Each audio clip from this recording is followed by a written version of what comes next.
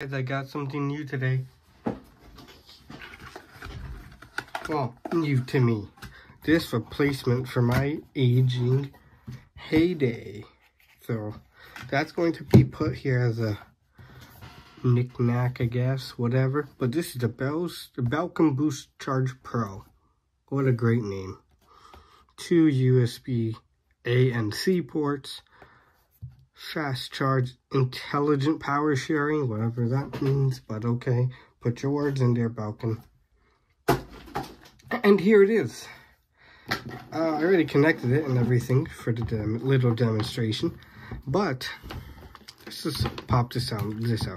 Just look at it. I feel. Let's bring this guy back. I can feel this more heft compared to this light old brick. Actually, it's not even a brick. This is a brick. Big chunkster. Baby chunkers. There you go. Let's plug this in. Pop the USB-C port. Has a better feeling to connect. Let's take out our little phone. There you go. See, it's at 12%. Yeah. And it's charging.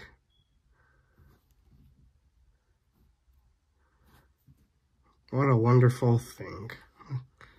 I really enjoy this phone. I used to enjoy it. I still miss it.